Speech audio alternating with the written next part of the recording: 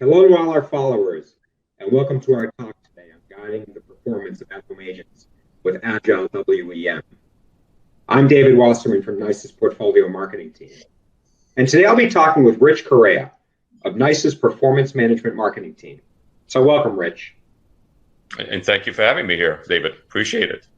Thanks for joining us, Rich. So, Rich, most contact center agents or contact centers have had agents working from home or really anywhere, I should say, for close to a year. As the months have passed, I think most of us had hoped things would go back to the way things were, but it's really becoming pretty clear that that probably is not going to be the case. From an organization perspective, I think they've now realized that this new reality needs to be here to stay for really a variety of reasons, whether it's reinforcing business continuity, providing agents with a better work-life balance, or maybe just really streamlining cost center costs. But to really succeed, there surely needs to be much more work to be done, which really may look at taking best practices from the physical contact center and bring them into this virtual world, but also creating new approaches for tackling really the new challenges that these virtual contact centers have probably never faced before. Can you maybe kick us off today and tell us a little bit about what you're seeing as some of those new challenges that these virtual contact centers are facing with agents working at home? Yeah, absolutely. So think about it. I mean, when employees are in the office, it's really easy for managers to come around and see how they're doing.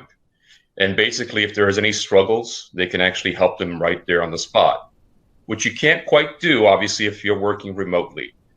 The other thing is, obviously, when employees are together, it's really easy, for them to actually reach out to one another, touch somebody on the shoulder and say, hey, can you help me? Can you guide me? I've got a question. Can you just lead me through this?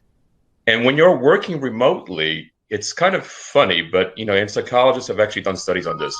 People don't always ask each other for help as much as they could.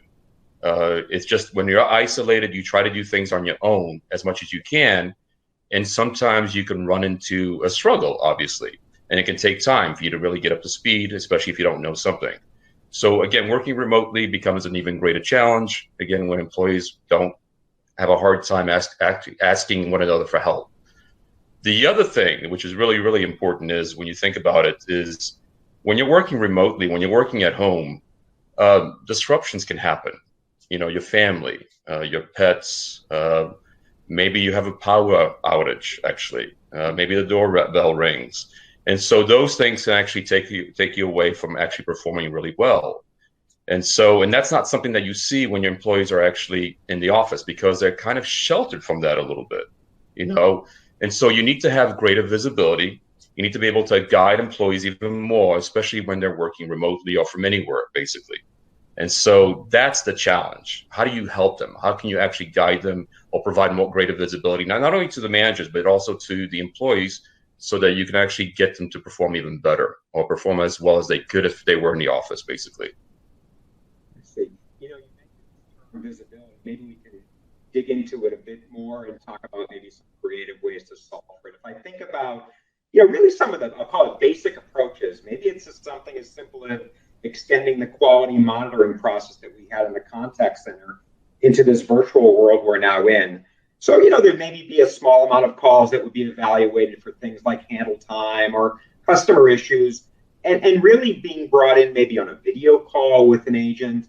The other thing that we could maybe do is think about customer satisfaction surveys, from a sample of interactions where we could discuss best practices and challenges that maybe agents had within those interactions.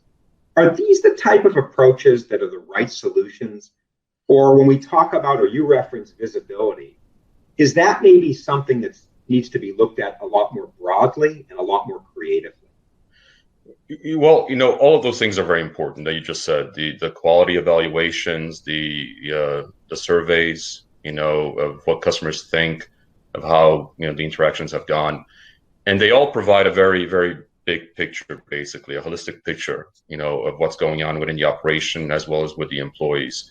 But above and beyond that, you also need to have visibility into what they're doing, how they're using the different applications that actually are required as part of their job. As an example, let's say I'm an employee and I'm handling returns. And we've actually had a change in the process. And to handle returns, I have to go through a couple of applications. And within those applications, I have several screens that I may have to use. And so if I don't know how to use them very well, if I'm struggling because, again, maybe I just didn't learn the new things that I should have learned, then it's going to take me longer to actually to take care of those returns, for the customers. And that's going to show up because as a manager, if I have that visibility into what I'm doing as far as the applications, then I will be able to see as a manager or as a supervisor that that individual is probably taking a lot longer than he should compared to the rest of the team average. And so once I see that, when I see that, I can actually take action. I can actually intervene and help, do a coaching session, maybe do some training of the employee. And so that kind of visibility that goes beyond what we've traditionally done becomes very, very, very key when it comes to working remotely or from anywhere. The other thing about visibility, which is very important, is it creates transparency, across the organization. Okay. And so you want to have that visibility be seen by the employees as well as all the managerial levels. And by doing that, everybody is seeing the same thing. They can focus on the same thing. So when there is an issue, when something does have to be corrected, okay, there's no surprise. Okay. The employee as well as the supervisor know exactly what to focus on. They can have a good discussion. There's trust there because, again, they're seeing the same thing. So visibility becomes very, very important, again, across the entire organization to really help the employee as well as the manager focus on the right things, as well as take into account, again, all the other things that you mentioned. If you take all of those things plus the visibility of actually knowing what they're using, it becomes a great, great thing, again, for the managers as well as the employees. I really spent the past couple minutes really focused on the managers. Then you started to talk about agents. I want to spend a little bit more time in that. In the past, agents had things like leaderboards or having, as we talked about, manager one-on-one, ad hoc discussions about results. Those things are really not feasible anymore in this virtual world. So really, you may have agents that are sitting at home really not understanding how they're performing individually, but also how they're performing within their larger team. With this agents now being really, I'll call it, disconnected from the emotions of really a teamwork environment in the office, it really can't be just about emailing them their results and having them review those and adjust or improve based on what they see. It just doesn't seem to be the right approach. So in this virtual environment we're now in, how do you recommend contact centers engage agents and really coach them in a way that drives performance in this virtual world? There are several things, you can do. And you're right. I mean, it's kind of interesting because when you're actually within the office, you're right. You have those leaderboards. You can actually have, challenges or challenge parties where you actually have the teams focus on a goal. And then depending on who actually wins, they get a party, basically. You can't quite do those things, obviously, and when everybody's working remotely from anywhere. And so one of the things that can really help, and it really is quite important today, especially in today's world, is using gamification. It's been around for a long time, obviously, a very long time. But what makes it really nice, and especially when you think of gamification, what it is, gamification is a way to create activities that are challenging so that you can actually teach the employees or have the employees focus on a specific goal. Okay, and as they actually achieve that goal or those different levels of getting to a specific goal, they get rewarded, for doing that, which is a great thing. Okay, I could actually create a pursuit, with different levels, and let's say I'm focusing on CSAT, for this individual, and each level actually allows the individual to actually improve by a small amount until he gets to the ultimate goal. And as he's actually achieving each level, he can be rewarded for that, which is great. So think about that. How nice is that? So you've assigned a goal. You've assigned basically an activity, which is a pursuit. They have different levels that they need to meet as they're actually achieving each level. And there's going to be some activities within the pursuit that they have to do. But again, as they're actually achieving each pursuit, they're getting points, so some sort of reward for it. And that makes it really motivating, not only to achieve a goal, but to get better. And then as you actually accumulate those points, you can actually use those points for many things. It could be for items that maybe the company offers, or maybe for operational benefits. Maybe it's time off. But the other thing that you can do with gamification is that you can create these activities so that it's actually done to the entire team. It's actually applied to the entire team or cross teams, so that you actually have them competing with one another in a good way, in a very good way.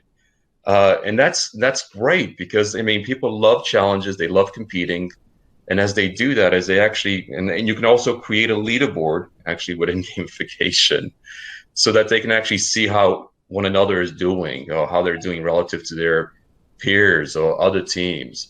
And again, in the end, what is that doing? It's actually achieving two things. You're actually making the team or the individual learn something that's very important, achieve a goal that's very important, and they're having fun. They're actually having fun doing that, and it's motivating. They actually, it's almost like they're, again, and they also can work together in some cases to achieve those goals, and those are all positive. Okay. Now, coaching, like you said, gamification can be applied as part of coaching. So, as a coach, as a manager, I can have my one-on-one of my employees, and at the same time, I can assign these gamification activities, which is really great. And the great thing about doing it, especially in today's world, is that you want to be able to personalize a lot of your coaching. And to do that, you have to have, first of all, a solution that actually does track everything that's actually worked before. And if you can do that, if you can actually track that and see what's effective, gamification can be one of those things that's really been very effective with certain individuals. And so you can continue applying that, which is really, really nice. So again, that's how you do it in today's world, where again, it's not everybody's going to be in the same location. And even if you have people in the same location and others working remotely, it works across the board. I see. So this is great. It's really clear to me, based on our discussion today, that Agile WEM provides managers really the visibility that you spoke about into agent performance, and also ensures that contact center agents feel connected to their team, which results in better business performance. So thanks for joining us today. Thank you. Appreciate it. Thank you so much. Sure. And to our audience, if you have any interest in talking to anyone here at NICE about Agile WEM, click on the Contact Us link above Rich and I on this post. And just to let you know, over the upcoming 2 months, we'll continue to have additional sessions about an Agile WEM approach across a variety of subjects. So be sure to keep an eye on our feed, and we'll be sure to see you very soon. Have a great rest of the week. Bye-bye.